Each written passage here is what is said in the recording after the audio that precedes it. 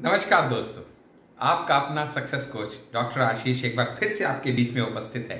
और आज हम आपके पास आए हैं वाव 14 लॉन्च करने के लिए। और इस वाव 14 का जो टॉपिक इस बार है, सच में ऐसा टॉपिक है जिसको रोज आप और मैं मिलते हैं, लेकिन सच में मिलना कभी नहीं चाहते। जी हाँ, आज का हमारा वाव 14 का टॉपिक है फेलियर, नाकामयाबी। हर एक आदमी कामयाब होना चाहता है। नाकामयाबी किसको पसंद है? ना आपको ना मुझको, लेकिन फिर भी रोज इससे सामना तो करना ही पड़ता है। क्या ये नाकामयाबी? है क्या ये फेलियर? चलिए एक छोटे से एग्जांपल से आपके बीच में आज हम समझने की कोशिश करते हैं। ये दोस्त, मेरे हाथ में एक कॉइन है। इसकी एक साइड आप समझ रहे हैं हेड्स होगी और दूसरी साइड इसकी टेल्स होगी। जायज सी बात है। अभी मैं क्या करता हूं, मैं एक कॉइन हाथ में लेके यूं उछालता हूं। जायज बात है, हेड या टेल दोनों में से कुछ तो आएगा। मैं फिर ट्राई करता हूं, हेड या टेल, फिर से कुछ आएगा। मैं फिर से ट्राई करता हूं, हेड या टेल, फिर से कुछ आएगा। समझ लीजिए, head denotes your success while the tail denotes your failure. अभी या तो सक्सेस मिलेगी या तो फेलियर मिलेगी, लेकिन कब मिलेगी? जब दोनों में से कोई एक काम होगा, यानी कॉइन उछलेगा तो आपको पता नहीं क्या होगा, लेकिन या तो हेड्स आएगा या तो टेल्स आएगा। अच्छा, हम में से जो महान इंसान समझ लीजिए इस कॉइन को उछाले ही नहीं, जिंदगी का खेल खेले ही नहीं, तो सोचिएगा उसको जिंदगी में क्या मिलेगा? उसको हेड भी नहीं मिलेगा, उसको टेल भी नहीं मिलेगा, क्योंकि ना तो वो कामयाब होगा, ना तो वो नाकामयाब होगा, ना वो सक्सेसफुल होगा, ना उसको डिफीट मिलेगी, because he did not try. And that's the biggest mistake my friend, many of us do. क्योंकि नाकामयाब होने के डर से जो ट्राई ही नहीं करते, वो तो कभी कामयाब होने का सपना ही नहीं देख सकते। कहते हैं ना, गिरते हैं शहसवार ही मैदाने जंग में, वे तिफल क्या गिरेंगे जो घुटनों के बल चले। अरे ट्राई तो कर, अरे आगे तो बढ़, अरे फिर देखेंगे ना कामयाब होंगे या नहीं होंगे। मिला तो बेस्ट, नहीं मिला तो नेक्स्ट। क्या दिक्कत है? बिकॉज डिफीट और failure is an opportunity to try again the very next time. क्या हो गया अगर मैं कामयाब नहीं हुआ? क्योंकि कामयाबी और नाकामयाबी तो दिन और रात की तरह है, एक जाएगी दूसरी आएगी। निरंतर रूप में एक के बाद दूसरे का आना जाना लगता रहेगा। ये तो उस तरह से जैसे मौसम बदलते हैं, दिन रात बदलते हैं, दिन भी बदलते हैं। भैया, हालात कभी सबके एक जैसे नहीं रहेंगे। क्या अमिताभ बच्चन द सुपरस्टार हमेशा से द सुपरस्टार थे? अच्छा, सुपरस्टार बन भी गए तो क्या वो सदा के लिए द सुपरस्टार हो गए? फिर क्या उनकी जिंदगी में उतार चढ़ाव नहीं आए? क्या उनको डिफीट नहीं सहनी पड़ी? क्या उनको लोगों ने मना नहीं किया? मुझे पता है इस बार फ्राइडे को शाम को 7 से 8 जब आप अफसाना में हमसे मुलाकात करेंगे, तो इस जैसे कम से कम 10 एग्जाम्पल और ट्रू लाइफ स्टोरीज हम आपके बीच में शेयर करेंगे। लेकिन आज तो वाव 14 है। वाव 14 में तो अपने को 10 से 12 मिनट के अंदर आपको घोटा बना के समझाने का है कि आखिर ये है क्या, ये फेलियर होता क्या है। कुछ नहीं है दोस्त फेलियर। जो लोग ट्राई करते हैं उनको कामयाबी चखने का मौका मिलता है, लेकिन ये कामयाबी इतनी आसान नहीं होती। स्मूथ रोड में स्पीड ब्रेकर्स तो आते ही आते हैं, लेकिन जब जब स्पीड ब्रेकर आए वो आपको आपकी दिशा और दशा से हिलाने के लिए नहीं होते। वो मैक्सिमम क्या कर सकते हैं? आपकी स्पीड को थोड़ा कम कर सकते हैं। इंपॉर्टेंस किस चीज की है? इंपॉर्टेंस है आपके फोकस रहने की, इंपॉर्टेंस है आपके कमिटेड रहने की, इंपॉर्टेंस है आपके दृढ़ निश्चय की। क्योंकि अगर आपने सोच लिया कि आपको कामयाब होना है, तो शाहरुख खान भी ओम शांति ओम में कह गए कि अगर आपने शिद्दत से चाह लिया तो पूरी कायनात भी आपको आपकी कामयाबी से मिला के रहेगी। क्योंकि जरूरी यह है आपने चाहा क्या। क्योंकि आज तक आपको जो मिला नहीं, वो शायद इसलिए कि आपने उसको शिद्दत से और दिल से चाहा नहीं। अरे ये डिफीट क्या है? ये डिफीट आपको रोक पाएगी क्या? ये नाकामयाबी आपको रोक पाएगी क्या? नहीं, क्योंकि आपने निश्चय कर रखा है, कम व्हाट में, डू और डाई, नो रिप्लाई। क्योंकि जब तक मैं कामयाब होऊंगा नहीं, तब तक मैं जिंदगी की इस दौड़ में अपना कर्म करना छोड़ूंगा नहीं। और बताऊं आपको एक ट्रू लाइफ एग्जाम्पल मैं आपको बताता हूं। ट्रू लाइफ एग्जाम्पल जब आप सुनेंगे तो आप समझ जाएंगे कि आज के इस वाव का जो अब आपको हम बताने जा रहे हैं ना, जबरदस्त धमाकेदार, एक शेर और एक सवा शेर, ऐसे दो शख्सियत से आज आपको मिलवाने जा रहा हूं। इनमें से पहली शख्सियत है, अच्छा मजे की बात क्या है, दोनों अमेरिकन हैं, और मजे की बात क्या है, दोनों का चर्चा ओलंपिक से जुड़ा हुआ है, और इत्तेफाक देखिए दोनों के दोनों स्विमर हैं। जी हां, मैं आपसे बात करने वाला हूं all time biggest swimmer that America has produced, one of the biggest swimmers by the name of Mark Spitz. जी हां, मार्क स्पिट्स एक ऐसी शख्सियत जिसने अपना नाम स्वर्णिम अक्षरों में अमेरिका के नहीं इस दुनिया के इतिहास में लिख दिया, बिकॉज उन्होंने 9 ओलंपिक चैंपियनशिप्स जीती। Yes friends, 9 Olympiad championships he has one. और इतना ही नहीं, उन्होंने कमाल तो तब कर दिया जब 1972 के ओलंपियाड्स में उन्होंने पार्टिसिपेट किया। He was a well known, well recognised swimmer, और उन्होंने दुनिया में एक नया इतिहास रच के दिखा दिया, क्योंकि एक ही ओलंपियाड में, एक ही गेम में दुनिया में पहली बार किसी शख्स ने 7 गोल्ड मेडल जीते। जी हां, 7 gold medals he won in the same Olympiads of 1972। और उन्होंने कुछ ऐसा क्रिएट कर दिया कि सबकी समझ में आ गया, बस आज के बाद ये रिकॉर्ड तो लिखा गया, अद्वितीय हो गया, नाम अमर हो गया। आज के बाद इनके नाम को कोई हिला नहीं सकता। लेकिन करनी बड़ी बलवान है, हर शेर को सवा शेर मिलना जरूरी है। क्या मालूम था उनको कि उनके इस रिकॉर्ड बनाने के 13 साल के बाद एक बालक जन्म लेगा, और वो बालक भी ऐसा जन्म लेगा जो कि कुछ कठिन पारिवारिक परिस्थितियों में से गुजरेगा, और वो कठिन पारिवारिक परिस्थितियों में गुजरते हुए he would be suffering from a disease, a mental disease, जहां पे उनको अफेक्शन नहीं मिलता था, जहां पे उनको जिसको बोलते ना क्रेविंग थी कि मुझको अटेंशन नहीं मिलती है, तो that was an attention deficiency hyper active syndrome. इस बीमारी से वो ग्रस्त बालक, जिसका नाम था माइकल फिलिप। जी हां, माइकल फिलिप, वही माइकल फिलिप द स्विमर, जिसका नाम आपने कभी सुना होगा। बड़ी विचित्र कहानी है जी। महान व्यक्ति ऐसे थे वो कि जब परिवार में परेशानी हुई, मेंटल डिसऑर्डर से ग्रस्त हुए, तो उस मेंटल डिसऑर्डर से ग्रस्त होने में उन्होंने हिम्मत नहीं हारी। जब भी परेशान होते थे स्विमिंग पूल में कूद जाते थे, अपनी पूरी एनर्जी चैनलाइज करते थे और स्विमिंग करना शुरू करते थे। 7 साल की नन्ही उम्र में उन्होंने स्विमिंग शुरू कर दी थी। और हैरानी की बात बताऊं आपको, 10 साल की उम्र तक आते आते तो वो नेशनल चैंपियनशिप जीत चुके थे अपने एज लेवल की। नेशनल चैंपियनशिप, वो भी अमेरिका की, 10 साल की उम्र तक आते आते। और ये शख्स आगे आगे आगे आगे और बढ़िया बढ़िया बढ़िया करता गया, इंटरनेशनल में आया। 19 साल की उम्र में सन 2000 में इन्होंने पहली ओलंपियाड में अपनी कंट्री को रिप्रेजेंट किया, मात्र 19 साल की उम्र में। सभी को इनसे बहुत उम्मीदें थी, और इनके मन के अंदर भी एक आग थी कि मुझको कुछ कर दिखाना है।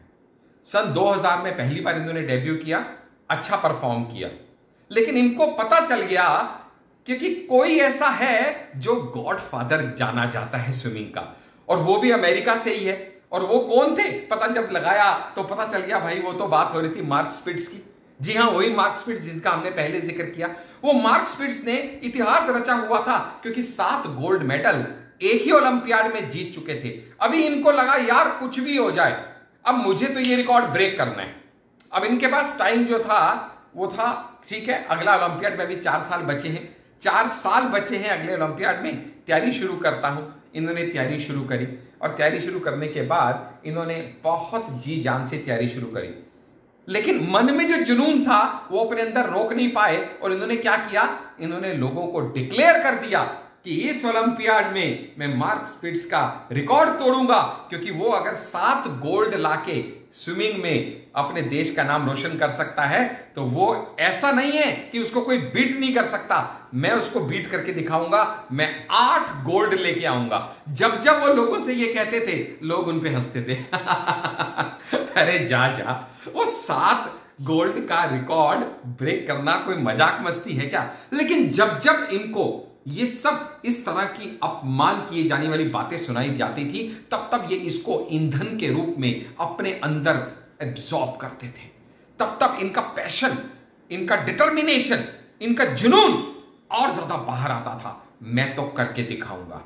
और इन्होंने जी जान से अपनी ताकत शुरू कर दी, क्योंकि इनको पता चल चुका था कि मार्क स्पिट्ज जो था, उन्होंने प्रैक्टिस की थी 4 घंटे डेली 4 साल तक। इन्होंने कहा मैं 8 घंटे से ज्यादा की प्रैक्टिस शुरू कर दूंगा डेली 4 साल तक, और इन्होंने वो प्रैक्टिस शुरू कर दी। 2008 के बीजिंग ओलंपिक्स आने वाले थे और इनकी तैयारी पूरी थी, लेकिन उससे कुछ दिन पहले एक हादसा हुआ और इनका राइट हैंड फ्रैक्चर हो गया। डॉक्टर्स ने कहा भैया स्विमिंग तेरे बस की बात नहीं।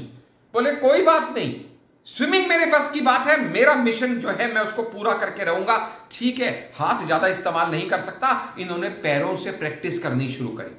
पैरों की प्रैक्टिस स्विमिंग में इस कदर इन्होंने करनी शुरू करी, साथ में फिजियो इनके साथ लगे रहे, डॉक्टर्स लगे रहे, और बीजिंग ओलंपिक्स 2008 के आते आते तक इनका हाथ भी काफी हद तक रिकवर हो गया। लेकिन तब तक ये अपने पैरों को इतना स्ट्रांग बना चुके थे कि शायद किसी को मालूम नहीं था कि क्या करिश्मा होने वाला है। और 2008 के बीजिंग ओलंपिक्स में स्विमिंग के अंदर इन्होंने अपना रुतबा दिखाना शुरू किया। एक के बाद एक के बाद एक के बाद चैंपियनशिप जीतते चले गए, और सच में वो दिन आ गया जब 7 गोल्ड मेडल स्विमिंग में 2008 बीजिंग ओलंपिक्स में जीत चुके थे। और अब थी आखिरी रेस, एक आखिरी रेस बची थी, और वो आखिरी मौका था इनके पास, क्योंकि अगर ये रेस के अंदर ये गोल्ड मेडल लेके आ गए तो ये इतिहास रच देंगे, तो ये मार्क स्पिट्ज का रिकॉर्ड ब्रेक कर देंगे। लेकिन नहीं अगर कर पाए तो नहीं कर पाएंगे, क्योंकि ऐसे मौके बार बार नहीं आते। और रेस शुरू हुई, पूरी एनर्जी पूरी एंथुसियाज्म के साथ ये इस रेस में कूद गए। लेकिन फिर से करनी का खेल देखिए, जैसे रेस शुरू हुई इनकी जो स्विमिंग गॉगल्स थी वो क्रैक हो गई। रेस स्टार्ट है, कुछ नहीं हो सकता। इन्होंने आओ देखा ना ताव देखा, क्योंकि डू और डाई नो रिप्लाई, कहीं वापस जाने का मतलब ही नहीं। इन्होंने बस आंख बंद करके जो इनको गिना हुआ था, कितने स्ट्रोक्स पे क्या है, कहां पे क्या है, कितना टर्न लेना है, कितना हाथ चलाना है, कितना पैर चलाना है, पूरी प्रैक्टिस रची बसी इनके खून के अंदर थी। 100 मीटर करने के बाद तक तो इनकी आंखें जो थी बिल्कुल काम करना बंद कर चुकी थी, क्योंकि गॉगल्स के बिना इनको कुछ दिखाई नहीं दे रहा था। लेकिन वो 200 मीटर के अंदर इन्होंने जितनी ताकत लगाई, जो जुनून लगाया, जो पैशन लगाया, उसका नतीजा था कि 200 मीटर के बाद जैसे इनका हाथ बाउंड्री को टच हुआ, वैसे ही अनाउंसमेंट हो गई, अ न्यू वर्ल्ड रिकॉर्ड। क्योंकि वो टाइम इन्होंने क्रिएट किया था, तो ना सिर्फ इन्होंने वो वर्ल्ड रिकॉर्ड क्रिएट किया, बल्कि वो 8वां गोल्ड लाके एक नया इतिहास रच दिया। क्योंकि ये पहले व्यक्ति बन गए जो मार्क स्पिट्ज का रिकॉर्ड तोड़ के 8 गोल्ड मेडल एक ही ओलंपियाड में लाने वाले दुनिया के पहले शख्स बन गए। जी हां, अब आपको चौंकाने वाले कुछ स्टैटिस्टिक्स बताऊंगा। मैं भी आपकी तरह अपने देश से प्यार करता हूं, लेकिन सच्चाई तो सच्चाई है। हमारा प्रिय भारत आज तक पिछले 120 साल में, 1900 से ओलंपियाड शुरू हुए हैं, 2020 चल रहा है, पिछले 120 साल में हमारे प्रिय भारत के जो गोल्ड मेडल आए हैं वो आए हैं 9 गोल्ड मेडल। और इस एक शख्स ने 4 ओलंपियाड में जो गोल्ड मेडल जीते हैं वो जीते हैं 23 गोल्ड मेडल इन ओलंपियाड्स। और अगर एक कदम और आगे जाऊं तो मजे की बात देखिएगा, टोटल ओलंपियाड मेडल इनके पास हैं 28, और टोटल इंडिया के पास भी आज तक के, अब गूगल कर लीजिएगा, विकिपीडिया कर लीजिएगा, 28 हैं टोटल मेडल दोनों के 28 हैं। लेकिन इंडिया को 120 साल लगे और तकरीबन 24 ओलंपियाड लगे और ना जाने कितने एथलीट लगे, तब जाके ये 28 मेडल लाए। और ये एक अकेला व्यक्ति कुल 4 ओलंपियाड में पार्टिसिपेट करके ये 28 मेडल लेके आ गया। और ये व्यक्ति के जितने मेडल हैं आपको जान के हैरानी होगी, 161 countries in the world have less Olympiad medals than this person alone. That's the power of this person. That's the determination of this person. गिरूंगा, परेशान होऊंगा, कोई चिंता नहीं, लेकिन आगे बढ़ के दिखाऊंगा। लेकिन कहानी दोस्त अभी एक ट्विस्ट और है जो बीच में आपको बताना जरूरी था, और वो ये है कि जब 2012 का ओलंपियाड इन्होंने जीता तो उस समय 5वें रिचेस्ट व्यक्ति ये वर्ल्ड के बन चुके थे।